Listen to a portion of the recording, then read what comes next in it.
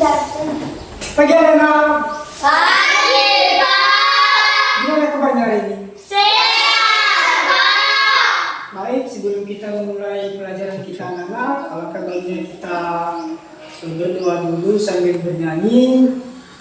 Sebelum kita berdoa, mari kita bernyanyi tentang Garuda Pancasila. Alangkah baiknya Bapak mengajak anak-anak untuk berdiri.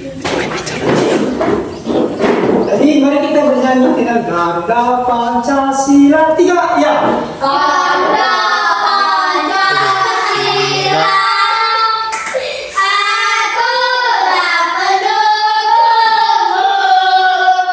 Payono Bangsa, sedia bermaju dulu. Pancasila dasar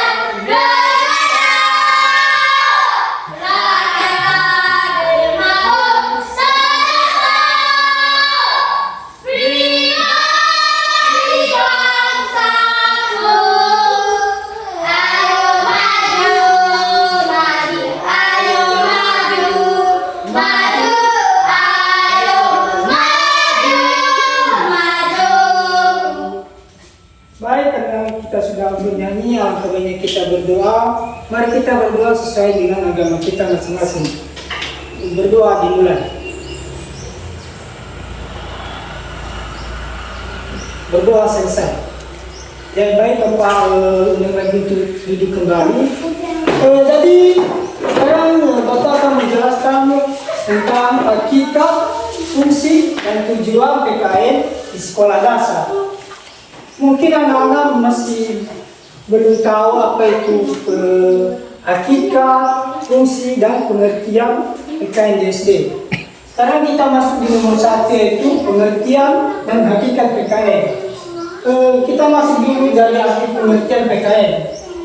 PKN adalah mata pelajaran yang memfokuskan pada pembentukan warga negara yang memahami dan mampu melaksanakan hak-hak dan kewajiban sebagai warga negara Indonesia yang cerdas, terampil, dan berkarakter.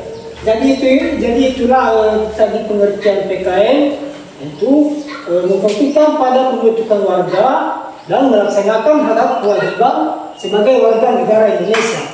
Jadi itu tadi pengertian PKN ya. Sekarang kita masuk ke hakikat PKN. Hakikat PKN yaitu adalah proses pendidikan untuk menjadi warga yang lebih baik. Jadi itu adalah tadi pengertian hakikat dari PKN, yaitu agar kita menjadi warga negara yang baik. Begitu juga dengan hakikat PKN ini anak-anak, yaitu dapat mencakup 3 dominan utama, yaitu pengetahuan, keterampilan, karakter, dan watak. Jadi itu adalah tadi pengertian hakikat PKN ya. Sekarang kita masuk di nomor 2, yaitu fungsi PKN di sekolah dasar. Ada 4 fungsi PKN di sekolah dasar, yaitu fungsi pengembangan, fungsi perbaikan, fungsi penyaring, serta fungsi sosialisasi. Sekarang Bapak akan menjelaskan fungsi pengembangan, yaitu fungsi pengembangan ini yaitu mengembangkan dan melestarikan nilai-nilai luhur Pancasila dan budaya bangsa Indonesia. Jadi itu adalah fungsi dari pengembangan. Sekarang kita masuk dari fungsi perbaikan. Fungsi dari perbaikan ini anak-anak yaitu memperkuat dan memperbaiki kesalahan atau kelemahan pendidikan karakter yang ada di masyarakat. Jadi fungsi dari perbaikan yaitu untuk memperkuat dan memperbaiki kesalahan agar karakter yang ada di masyarakat semakin kuat. Sekarang kita masuk ke nomor 3, yaitu fungsi penyaring. Arti dari fungsi penyaring ini yaitu menyaring budaya asing yang tidak sesuai dengan nilai-nilai Pancasila serta kepribadian bangsa. Jadi kita harus menghindari budaya asing yang masuk ke Indonesia, seperti budaya orang asing, dan agar nilai luhur kita tetap terjaga. Sekarang kita masuk nomor 4, yaitu fungsi sosialisasi. Fungsi sosialisasi ini yaitu memperkenalkan dan menanamkan nilai-nilai Pancasila kepada generasi muda sejak dini. Baik, jadi itu adalah jadi dalam fungsi PKN di sekolah dasar. Sekarang Bapak akan menjelaskan tentang tujuan umum di PKN. Tujuan umum di PKN ini yaitu memiliki 4 poin penting, yaitu 1. Berpikir secara kritis, rasional, dan kreatif dalam menyikapi isu keluarga negara. 2. Berpartisipasi secara aktif, bertanggung jawab, dan bertindak secara cerdas dalam kegiatan bermasyarakat, berbangsa, dan bernegara. Nomor 3, yaitu berkembang secara positif dan demokratis untuk membentuk diri berdasarkan karakter masyarakat Indonesia. Poin nomor 4, yaitu berinteraksi dengan bangsa lain dalam percaturan dunia secara langsung atau tidak langsung dengan memanfaatkan teknologi informasi dan komunikasi. Jadi itu adalah pengertian dari tujuan umum PKN. Sekarang kita masuk ke dalam nomor 4, yaitu tujuan khusus PKN di SD. Jadi tujuan khusus PKN di SD ini yaitu memiliki 6 poin penting, yaitu 1. Cinta tanah air, 2. Karakter Pancasila, 3. Demokratis, 4. Hak dan kewajiban, 5. Toleransi, 6. Kesadaran hukum. Baik, sekarang Bapak akan menjelaskan dari pertemuan yang pertama, yaitu cinta tanah air. Cinta tanah air ini artinya menumbuhkan rasa cinta dan bangga terhadap tanah air Indonesia serta menjaga keutuhan NKRI. Nomor 2, karakter Pancasila. Arti dari karakter Pancasila ini anak-anak yaitu membentuk pribadi siswa yang beriman, jujur, disiplin, dan bertanggung jawab menghasilkan nilai Pancasila. Nomor 3, yaitu demokratis. Arti dari demokratis ini anak-anak yaitu membiasakan sikap demokratis, menghargai perbedaan, dan menyelesaikan masalah-masalah secara musyawarah dan adil. Sekarang kita masuk dari nomor 4, yaitu hak dan kewajiban. Jadi arti dari hak dan kewajiban ini yaitu memahami dan melaksanakan hak serta kewajiban sebagai warga Indonesia yang baik. Nomor 5, toleransi. Arti dari toleransi ini yaitu mengembangkan sikap toleransi, bergotong royong, dan menghargai keberagaman budaya Indonesia. Nomor 6, yaitu kesadaran hukum.